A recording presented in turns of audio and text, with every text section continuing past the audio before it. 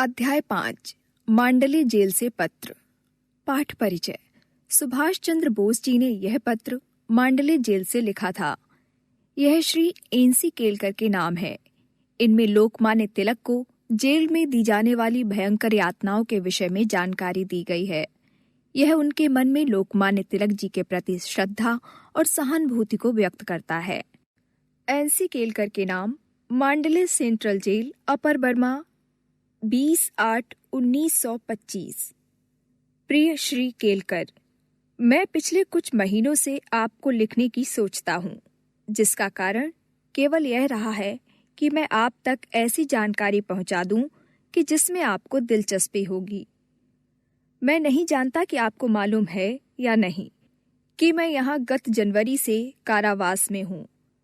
जब बरहमपुर जेल, बंगाल से मुझे मांडले जेल के लिए स्थानांतरण का आदेश मिला था, तब मुझे यह स्मरण नहीं आया था कि लोकमान्य तिलक ने अपने कारावास काल का अधिकांश भाग मांडले जेल में ही गुजारा था। चार दीवारी में यहाँ के बहुत ही हतोत्साहित कर देने वाले परिवेश में स्वर्गीय लोकमान्य ने अपने सुप्रसिद्ध गीता भाष्य ग्रंथ का प्रणयन किया था, जिसने मेरी नम्र राय में उन्हें शंकर और रामानुज जैसे प्रकांड भाष्यकारों की श्रेणी में स्थापित कर दिया है। जिस वार्ड में लोकमान्य रहते थे वह आज तक सुरक्षित है, यद्यपि उसमें फेरबदल किया गया है और बड़ा बनाया गया है। हमारे अपने वार्ड की तरह वह लकड़ी के तख्तों से बना है, जिसमें गर्मी में लू और धूप से, वर्षा में पानी से, शीत ऋतु में सर्दी से तथा सभी ऋतुओं में धूल भरी हवाओं से बचाव नहीं हो पाता। मेरे यहाँ पहुँचने के कुछ ही क्षण बाद मुझे उस वार्ड का परिचय दिया गया। मुझे यह बात अच्छी नहीं लग रही थी कि मुझे भारत से निष्कासित कर दिया गया था, लेकिन मैंने भगवान को धन्यवाद दिया कि मांडले में अपनी मातृभूमि और स्वदेश से बलात् अनुपस्थिति के बावजूद मुझे पवित्र स्मृतियाँ राहत और प्रेरणा देंगी। ऐसे ही अन्य जेलों की तरह यह एक ऐसा तीर्थ स्थल है जहां भारत का एक महानतम सपूत लगातार 6 वर्ष तक रहा था।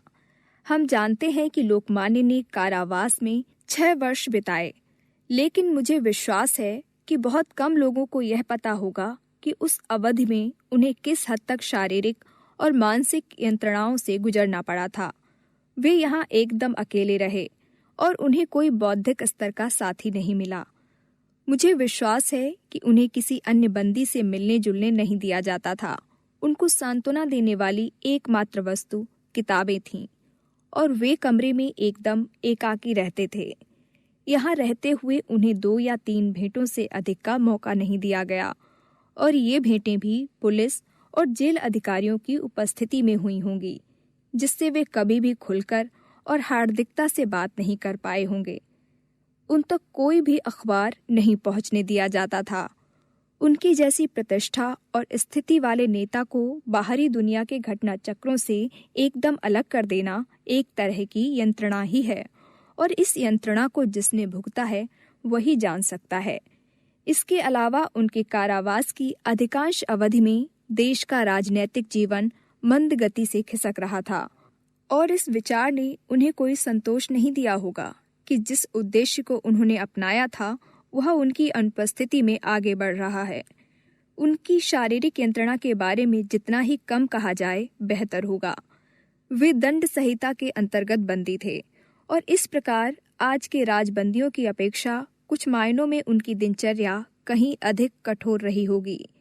इसके अलावा उन्हें मधुमेह की बीमारी थी।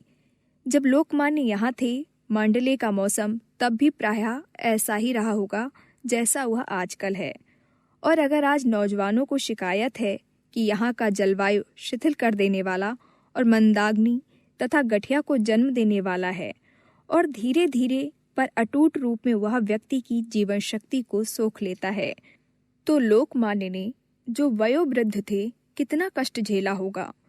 लेकिन इस कारागार की 4 दीवारियों में उन्होंने क्या यातनाएं सहीं, इसके विषय में लोगों को बहुत कम जानकारी है। कितने लोगों को पता होता है कि उन अनेक छोटी छोटी बातों का जो किसी बंदी के जीवन में सुइयों की सी चुभन बन जाती हैं और जीवन को दूभर बना देती हैं, वह गीता की भावना में मग्न रहते थे और शायद इसलिए दुख और यंत्रणाओं से ऊपर रहते थे। यही कारण है कि उन्होंने उनके बारे में किसी से कभी एक शब्द भी नहीं कहा। समय समय पर मैं इस सोच में डूबता रहा हूँ कि कैसे लोकमान्य को अपने बहुमूल्य जीवन के 6 लंबे वर्ष इन परिस्थितियों में बिताने के लिए विवश होना पड़ा था। और हर बार मैंने अपने आप से पूछा कि अगर नौजवानों को इतना कष्ट महसूस होता है तो महान लोकमान्य को अपने समय में कितनी पीड़ा सहनी पड़ी होगी, जिसके विषय में उनके देशवासियों को कुछ भी पता नहीं रहा होगा। यह विश्व भगवान की कृति है, लेकिन जेलें मानव के कृतित्व की निशानी हैं। उनकी अपनी एक अलग ही दुनिया है और सभ्य समाज ने जिन विचारों और संस्कारों को प्रतिबद्ध होकर स्वीकार किया है वो जेलों में लागू नहीं होते। अपनी आत्मा के ह्रास के बिना बंदी जीवन के प्रति अपने आप को अनुकूल बना पाना आसान काम नहीं है। इसके लिए हमें पिछली आदतें छोड़नी होती हैं और फिर भी स्वास्थ्य और स्फूर्ति बनाए रखनी होती है। सभी तरह के नियमों के आगे नत होना होता है और फिर भी आंतरिक प्रफुल्लता अक्षुण्ण रखनी होती है। दास वृत्ति ठुकरानी होती है और फिर भी मानसिक संतुलन अडिग बनाए रखना होता है। केवल लोकमान्य जैसा दार्शनिक ही, जिसे अदम्य इच्छा शक्ति का वरदान मिला था, उस बंदी जीवन के शक्ति हननकारी प्रभावों से बच सकता था। उस यंत्रणा और दासता के बीच मानसिक संतुलन बनाए रख सकता था और गीता भाष्य जैसे विशाल एवं युग निर्माणकारी ग्रंथ का प्रणयन कर सकता था। अगर किसी को प्रत्यक्ष अनुभव पाना है कि इतने ज्यादा प्रतिकूल, शक्तिहारी और दुर्बल बना लेने वाले वातावरण में लोकमान्य के गीता भाष्य जैसे प्रकांड, पांडित्यपूर्ण एवं महान ग्रंथ की रचना करने के लिए कितनी प्रबल इच्छा शक्ति, साधना की गहराई एवं सहनशीलता अपेक्षित है, तो जेल में आकर रहना चाहिए।